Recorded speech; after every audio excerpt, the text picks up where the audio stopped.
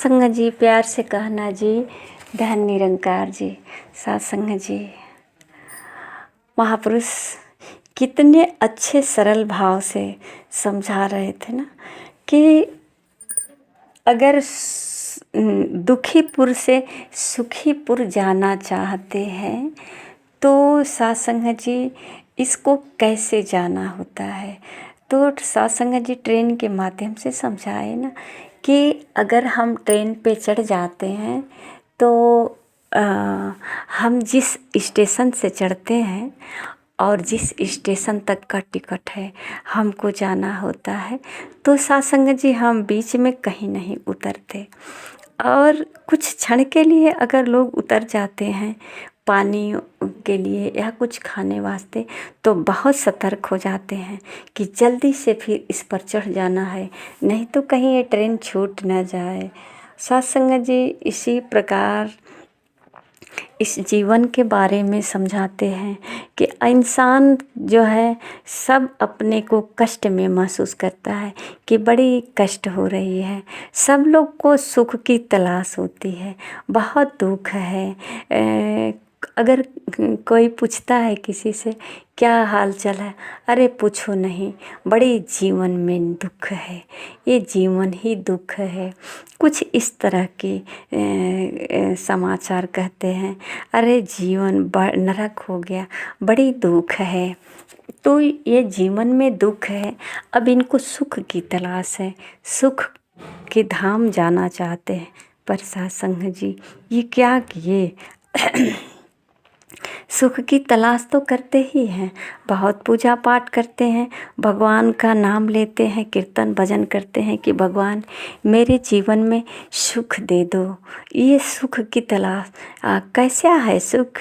तो सत्संग जी कहते हैं कि मेरे बाल बच्चे नहीं हैं, बाल बच्चे हो जाए तो हमें सुख मिलेगा।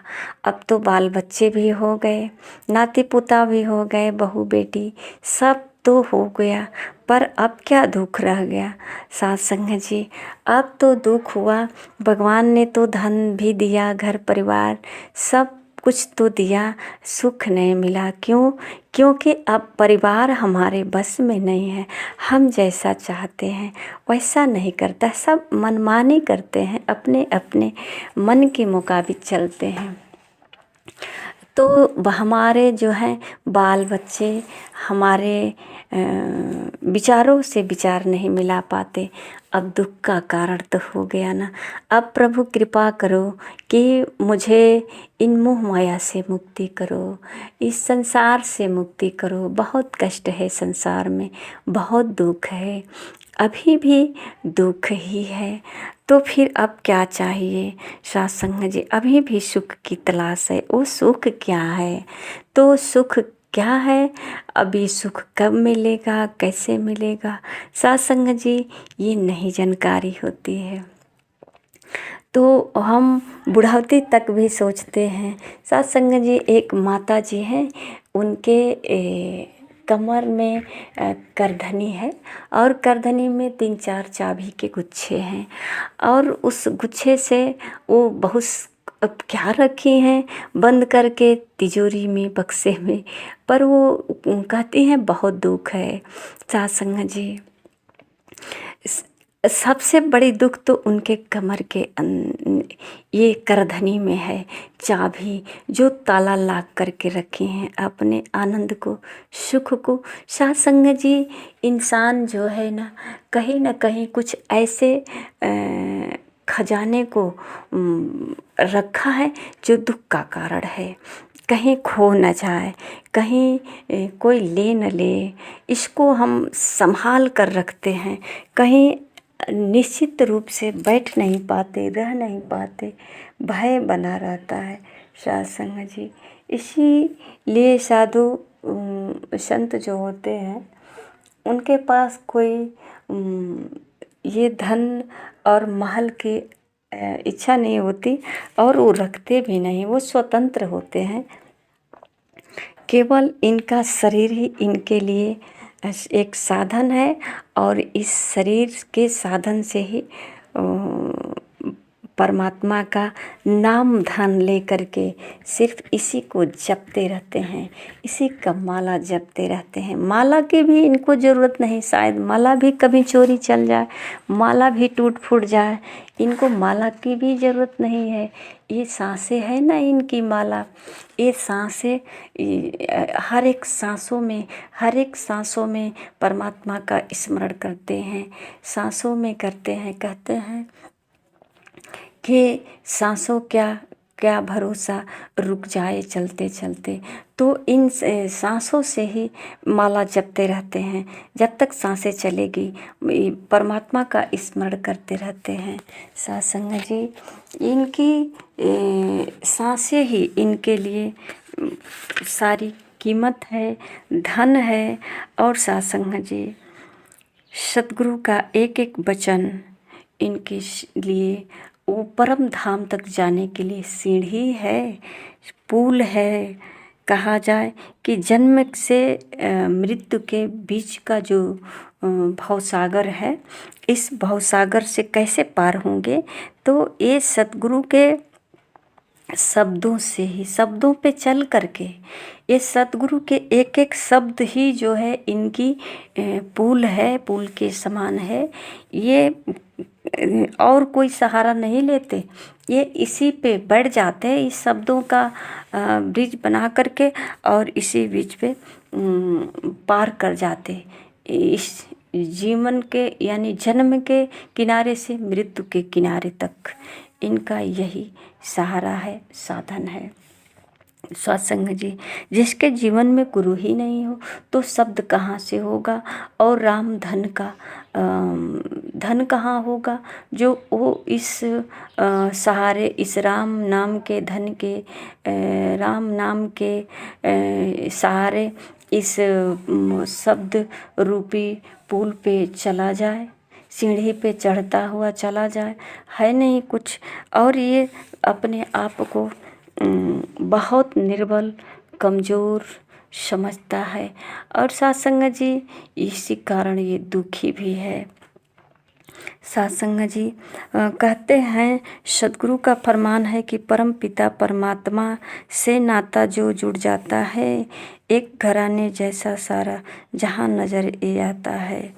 ये पूरे संसार जो है सत्संग जी, एक ही जैसे एक सूत से एक माला होता है, फूल तो अनेक होता है पर एक ही सूत होता है। इसी प्रकार ये पूरे संसार में एक ही है, सबका मालिक एक है और एक ही में ये सब है। सभी परमात्मा के अंदर है, सब में परमात्मा है।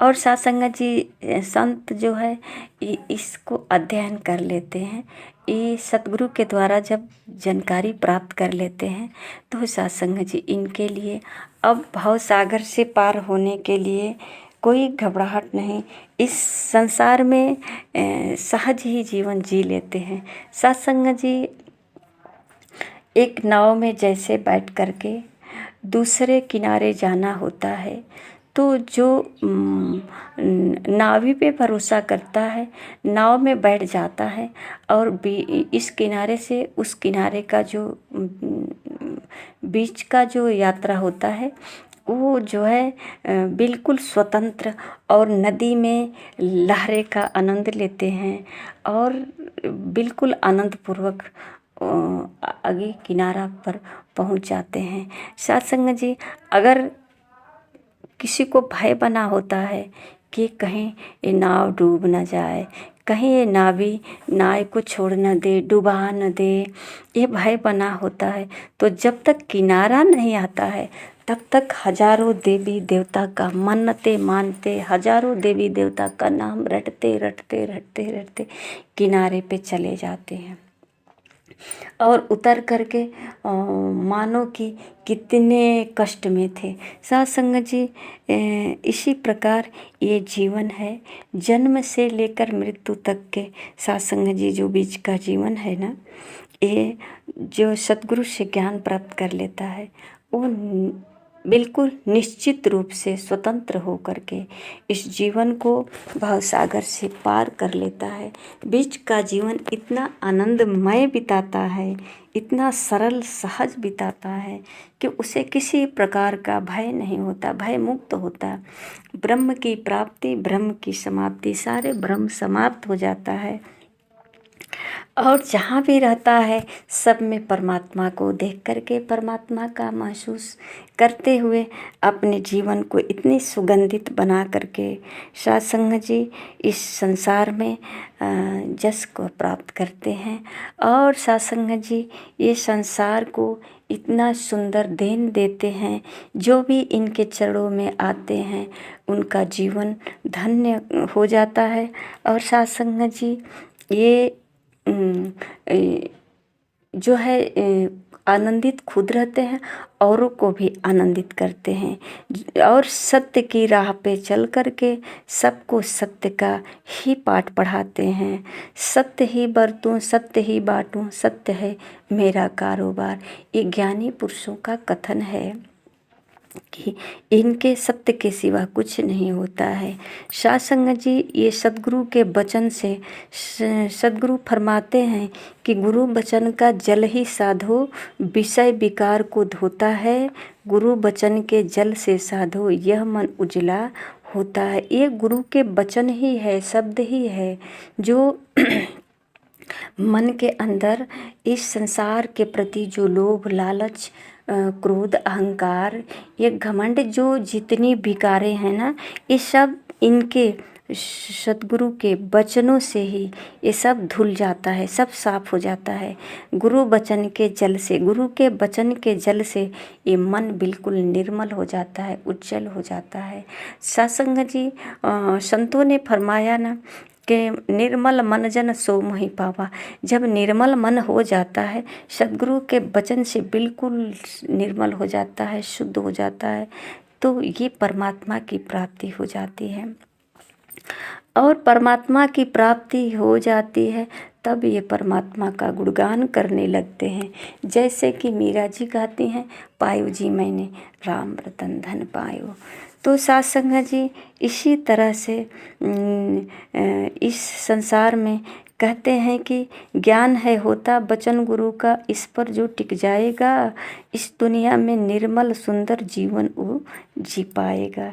ये निर्मल जीवन वही जी पाएगा, सुंदर जीवन वही जी पाएगा। उसी के जीवन में हरियाली आती है। जो जिसके जीवन में गुरु का आगमन होता है, गुरु के वचन होता है, गुरु के शब्द होता है, उसके जीवन में हरियाली आती है। सत्संग जी कहते हैं कि मेघ अगर बरसे तो धोती होती धरती पे हरियाली है, गुरु कृपा बरसे तो होती जीवन में खुशहाली है। जब गुरु का अमृत वर्षा जब होती है, इसमें जो सत्संग में जो नहा लेता है, गुरु शब्द के वचन में जो एक भजन आता है ना कि सत्संग ओ गंगा है, इसमें जो नहाता है पापी से पापी भी पावन हो जाता है। तो ये गुरु का वचन ही है सत्संग कि इसमें जो नहा लेता है उसके जीवन में खुशहाली आ जाती है। और पापी से पापी यानी कि जन्मों जन्मों का जो विकार है सब नष्ट हो जाता है और जीवन में हरियाली आ जाती है। कहे हरदेव गुरमत वाला संभल संभल के चलता है, जग काजल की कोठरी से बच के साफ निकलता है। सत्संग जी ये जो है गुरु का मत जो ले लेता है वो संसार में संभल संभल करके अपने जीवन को व्यतीत करता है। अब इस संसार में चलता है, संसार को, जग को सत्संग जी महापुरुषों ने एक नाम दिया, जग काजल की कोठरी। यहाँ दाग भी लोग लगा सकते हैं, दाग भी लग सकता है। अच्छे से अच्छे कर्म करने वालों को भी लोग दाग लगा देते हैं। तो इस काजल की कोठरी से साफ निकल जाता है जो गुरुमत को धारण करता है, जो गुरु के वचन को धारण करता है।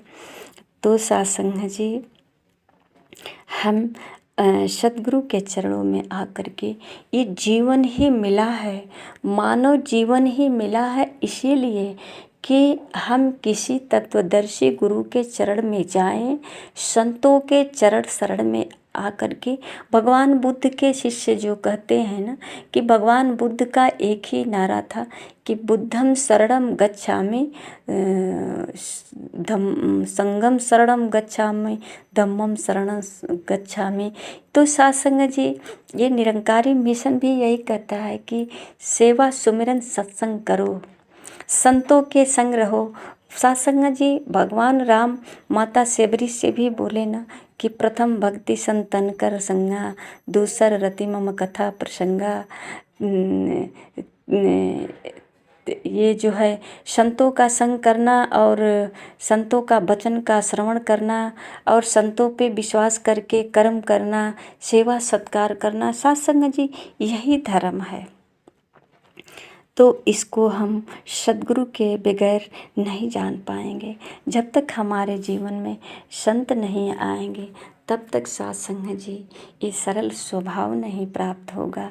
अब जब सरल स्वभाव नहीं प्राप्त होगा तो साधुसंग जी इस जीवन में सहजता नहीं आएगा, और साधुसंग जी सहजता नहीं आएगा तो फिर इस जीवन से हम चाहे जितना भी कष्ट कहें कि कष्ट झेल रहे हैं, नरक बना दें, जो भी करना है करें, पर साधुसंग जी ये जीवन का जो उद्देश्य है ना वो संतों के संग करना ही है।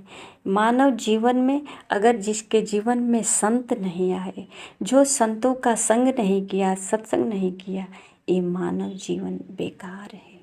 समझ लीजिए कि इसको जीते जी मिट्टी में मिला दिए। साधुसंग जी प्यार से कहना। धन्य निरंकार जी।